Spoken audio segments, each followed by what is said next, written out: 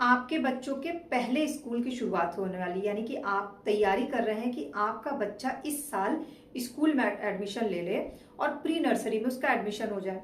और ऐसे समय में आपके दिमाग में इतनी सारी बातें चलती हैं कि ऐसी क्या क्या चीजें हैं जो बच्चों से पूछी जाएंगी, और इतनी सी कम उम्र में आप उनको इतनी सारी चीजें पढ़ा देते हैं कि कहीं वो स्कूल के एडमिशन टेस्ट में क्वालिफाई नहीं कर पाए तो उनको अच्छा स्कूल नहीं मिल पाएगा। Hello parents, welcome back to my class. Hello parents इसलिए बोला क्योंकि आज की जो एडमिशन टेस्ट की तैयारी के बारे में मैं बात कर रही हूँ वो प्री नर्सरी क्लास के बारे में है। और प्री नर्सरी की तैयारी नॉर्मली पेरेंट्स ही बच्चों को कराते हैं। तो जो 80% पेरेंट्स होते हैं वो बच्चों को इतनी सारी चीजें पढ़ा देते हैं, क से लेकर ज्ञ तक, अ से लेकर अंग तक, ABCD के बहुत सारे स्पेलिंग्स याद करा देते हैं, मैथ्स में बहुत कुछ बता देते हैं ताकि किसी भी तरह से कोई चूक ना हो जाए स्कूल एडमिशन में। लेकिन मैं आपको ये बता दूं कि आप किसी भी जगह पे हो, किसी भी बड़े से बड़े स्कूल में एडमिशन करा रहे हो, प्री नर्सरी के एडमिशन टेस्ट में कुछ बेसिक चीजें हैं जो हर स्कूल में पूछी जाती हैं। और सिर्फ उतनी ही तैयारी आपको अपने बच्चे को करानी है, क्योंकि इससे ज्यादा तैयारी अगर आप करा दीजिएगा तो स्कूल वाले फिर पढ़ाएंगे क्या। तो बिल्कुल भी अपने बच्चों पे प्रेशर मत दीजिए। ये जो कुछ टॉपिक्स मैं आपको बता रही हूँ ये टॉपिक्स तैयार करवा दीजिए और इसी की प्रैक्टिस करवाइए। बच्चे इंटरटेन होकर के इसकी तैयारी करेंगे, बच्चों को मजा आएगा। और बेसिकली जब उनका एंट्रेंस एग्जाम या एडमिशन टेस्ट जो आजकल स्कूलों का कल्चर हो गया है वो देंगे तो उसको भी उसका करने में मजा आएगा। तो चलिए शुरू करते हैं। क्या क्या टॉपिक्स है। सब्जेक्ट तो आपको पता होंगे कि सब्जेक्ट्स में इंग्लिश और मैथ बिल्कुल कंपलसरी होता है जो वो पूछते हैं। अब इंग्लिश और मैथ सुनते ही बहुत ज्यादा वास्ट सिलेबस की थिंकिंग मत लाइएगा, क्योंकि आपका बच्चा स्कूल अभी जाना शुरू करने वाला है, उसको अभी कुछ भी नहीं पता है, बस उसको बेसिक इन्फॉर्मेशन होनी चाहिए। जैसे कि A to Z अल्फाबेट उसको पता होना चाहिए। अब यहाँ पे बहुत सारे पेरेंट्स होंगे जिनके मन में ये डाउट होगा कि क्या एडमिशन टेस्ट में A to Z सिर्फ लिखने के लिए आएगा, तो वो तो मेरे बच्चे को आता है ABCD EFG Z तक लिखना आता है, कैपिटल और स्मॉल। नहीं, यहाँ पे आपको A to Z में कैपिटल और स्मॉल से ज्यादा जरूरी है कि उसको मैच करना आए, कि इधर A है इधर स्मॉल a है तो मैच करना आए, इधर A है और नीचे कहीं A लिखा हुआ है तो उसको मैच करना है।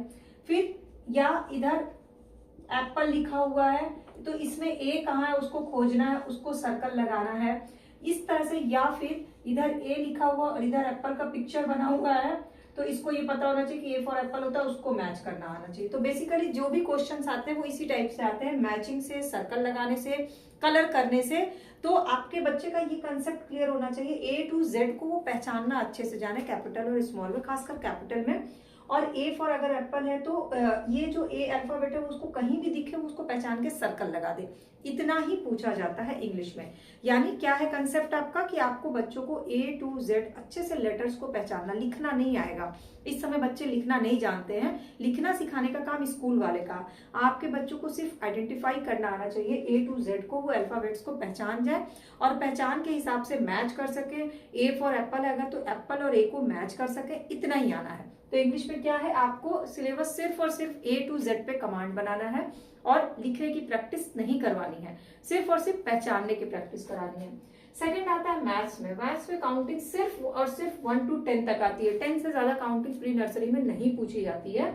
1 to 10 में काउंटिंग में लेकिन आता क्या है, सेम वही चीज की इधर 1 है, इधर यहाँ कहीं 1 लिखा है तो मैच करना है फर्स्ट। दूसरा आता है इधर 2 लिखा हुआ है और यहाँ 2 लाइन है तो इसको काउंट किए 2 लाइन है, यानी कि ये 2 है। 3 लाइन्स है तो यहाँ पे ये 3 है, मैच करना आता है। तीसरा सर्कल लगाना आता है कि कहीं पर 2 लिखा हुआ 2, 3, 5 और इसमें है कि 2 कहाँ पर है तो 2 को सर्कल लगाना है। इसके अलावा उनको ये पता होना चाहिए कि 1 to 10 में कौन से बिग नंबर है, कौन से स्मॉल नंबर है। जैसे 3, 4 एंड 2 दिया है, इसमें सबसे स्मॉलेस्ट नंबर कौन सा है तो 2 है, उसको सर्कल लगाना है। यानी कि मैच, काउंट करके सर्कल करना, बिग और स्मॉल नंबर्स कौन से हैं वो। दूसरा आ जाता है मैथ्स में शेप्स, जो कि बच्चों का बहुत फेवरेट होता है। शेप्स में भी सिर्फ और सिर्फ 3 शेप आपको तैयार करवाने, इसी से प्री नर्सरी में पूछे जाते हैं। वो है सर्कल, स्क्वायर और ट्राइंगल। तो उनको ये पता होना चाहिए कि ये सर्कल है। जैसे उनको 4 पिक्चर्स दी जाएंगी और उसमें से उनको लगाना होगा कि इसमें से सर्कल कौन सा है। जैसे कि वाटरमेलन की पिक्चर दी गई, लेमन की पिक्चर दी गई, इसमें से सर्कल कौन है उनको लगाना है। ट्राइंगल कौन सा है ये पहचानना आना चाहिए और स्क्वायर कौन सा है ये पहचानना आना चाहिए। उनको बनाना नहीं है, सर्कल, ट्राइंगल और स्क्वायर बनाना नहीं है, सिर्फ और सिर्फ आइडेंटिफाई करके उसको टिक लगाना है या सर्कल लगाना है या फिर कलर करना है कि इनमें से जो भी सर्कल है उसको रेड कलर से कलर कर दो। इतना ही है। ध्यान रखिए कि प्री नर्सरी में आपके बच्चों को लिखने के कोई भी एग्जाम में नहीं आता, सिर्फ और सिर्फ फोकस आइडेंटिफाई करने में आता है, और कलर्स उनको पता होने चाहिए। थर्ड नंबर पे आता है ईवीएस। बहुत पेरेंट्स सोचते हैं कि हिंदी आता है, लेकिन नहीं, इंट्रेंस टेस्ट में हिंदी नहीं पूछा जाता है, क्योंकि हिंदी पढ़ाने का काम आपके बच्चों को स्कूल में किया जाएगा, जो वो अ आ इ ई क ख ग घ सब पढ़ाएंगे। सिर्फ और सिर्फ हिंदी अगर आएगा भी किसी स्कूल में तो पहचानने के लिए कि वो अ से लेके अंग तक को लेटर्स को पहचाने। लेकिन ये 3 सब्जेक्ट कंपलसरी है। ईवीएस सुनते ही आपको लगा कि जीके बड़े सारी नॉलेज की चीजें आती हैं, बिल्कुल नहीं। आपको अपने बच्चों को 5 लाइन उनको अपने बारे में बोलना सिखाना होगा, जैसे व्हाट इज योर नेम, आप कितने साल के हो, आपका ये क्या बोलते हैं फेवरेट कलर कौन सा, कुछ भी अपने बारे में उनको 5 लाइन, आपके मम्मी का क्या नाम है, what is your mother's name, what is your father's name. ये बेसिक 5 चीजों मैंने आपको पहले की क्लास में बताया है, अबाउट योर सेल्फ कैसे बोलते हैं बच्चों को सिखाने के लिए, वो आपको करना है। अबाउट मी उनको पता होना चाहिए। बेसिक 5-6 क्वेश्चंस होते हैं। कलर्स उनको पहचानने आना चाहिए। बेसिक 12 कलर जो है, बाकी सारे कलर नहीं, शेडेड नहीं पहचानने, सिर्फ और सिर्फ जो 12 कलर है ना, black, white, red, green, yellow, orange, pink, blue, 12 colour उनको पहचानना आना चाहिए। भारत जो मेन फेस्टिवल्स हैं, 5-6 फेस्टिवल्स उनको पता हो, जैसे कि दिवाली, होली, दशहरा, ये फेस्टिवल्स उनको नाम पता हो। और ट्रांसपोर्ट, जो कि बहुत ही बच्चों को बहुत ज्यादा इंटरेस्ट आता है, ट्रांसपोर्ट के 4-5 चीजें, जैसे साइकिल है, कार है, बस है, ट्रांसपोर्ट के 4-5 उनको नाम पता होने चाहिए। बस और बस इतना ही कुछ ईवीएस में पता होना चाहिए। और इसमें भी कुछ भी लिखने को नहीं आता है, ठीक है।